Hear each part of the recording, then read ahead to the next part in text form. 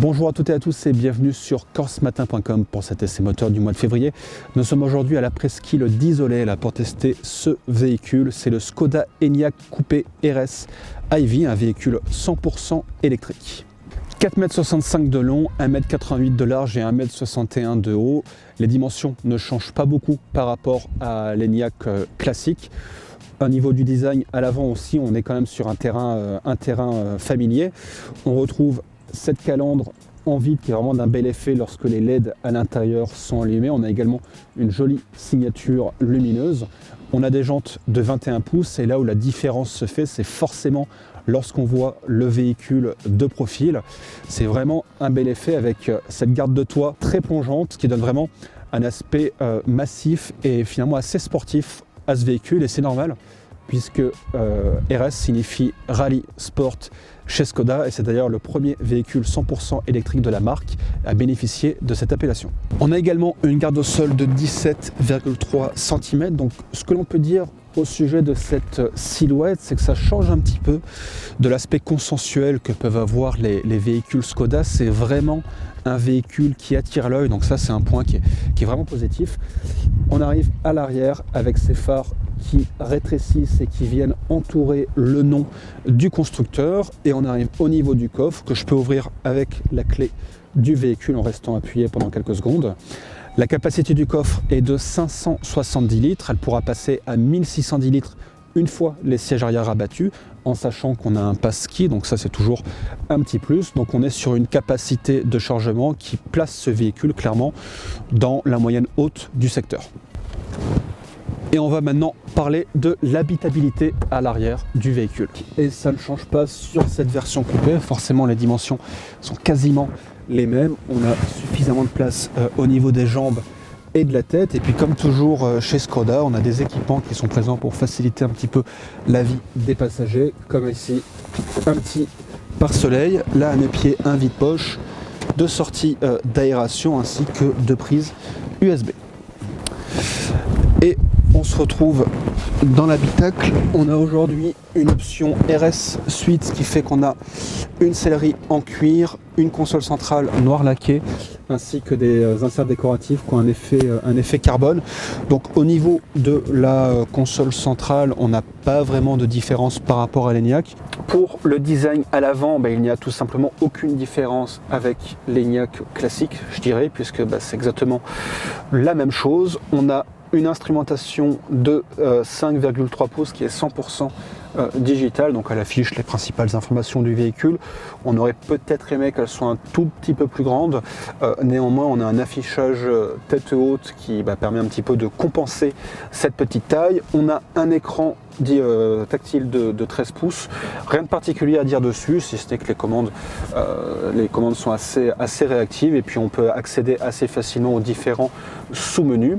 On a également toujours au niveau du design un éclairage qui pourra afficher 10 couleurs différentes qu'on pourra choisir dans l'un des sous-menus, et au niveau de la visibilité, on a une bonne visibilité vers l'avant et sur les côtés. On est assis assez haut dans ce véhicule. Malheureusement, l'aspect un petit peu coupé de cette Enyaq forcément fait que la vitre à l'arrière va être un petit peu petite, ce qui fait qu'on va des fois manquer un petit peu de visibilité à ce niveau-là. Au niveau des équipements de confort, ils sont vraiment nombreux de série. En faire la liste ce serait peut-être un petit peu trop long, mais on peut citer principalement le toit panoramique qui est vraiment un plus appréciable. On a aussi sur cette version RS le volant sportif à 3 branches chauffant et les sièges avant chauffants.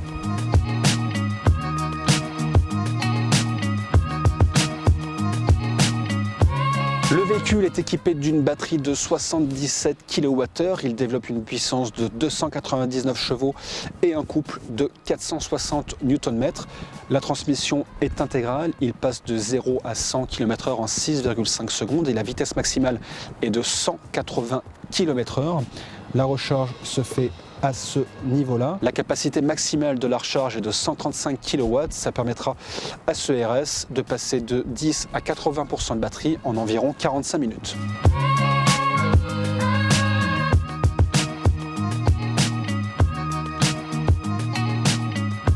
Alors qu'est-ce que l'on peut dire une fois au volant de cette Škoda ? Je le disais tout à l'heure, le modèle que nous essayons aujourd'hui est le modèle RS qui développe une puissance de 299 chevaux. Donc le véhicule propose vraiment de belles accélérations. Et puis comme toujours sur les véhicules électriques, il est très, très réactif, très vif. Néanmoins, cet aspect sportif se ressent moins au niveau du comportement sur la route. Il faut savoir que le véhicule fait plus de 2200 kg et je trouve des fois qu'il y a peut-être un petit manque de vivacité lorsqu'on est au volant de cette Skoda. En soi, c'est pas un problème puisque si elle n'a pas ce côté sportif lors de la conduite, elle offre en parallèle beaucoup de confort aux conducteurs ainsi qu'aux passagers. L'insonorisation est excellente, les suspensions rendent le voyage vraiment agréable. Là, on est sur un SUV familial et il le fait très bien. Au niveau de l'autonomie, le constructeur annonce entre 400 et 420 km en cycle WLTP. De l'utilisation que nous avons fait du véhicule aujourd'hui, en sachant qu'on a conduit en ville, sur route et également sur voie rapide, cela semble correspondre à la réalité.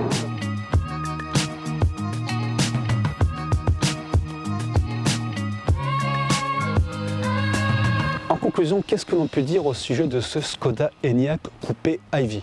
On a d'abord particulièrement aimé ce design extérieur qui lui permet de sortir du lot. Il y a également le confort qu'il offre à l'intérieur, que ce soit sur la route ou tout simplement grâce à ses nombreux équipements. On a également une belle autonomie, ce qui lui permettra de réaliser sans aucun problème tous les trajets du quotidien. On pourra cependant lui reprocher un manque de sportivité sur la route. C'est vraiment un SUV familial, ça c'est clair et net. Et également le prix qui est peut-être un petit peu élevé.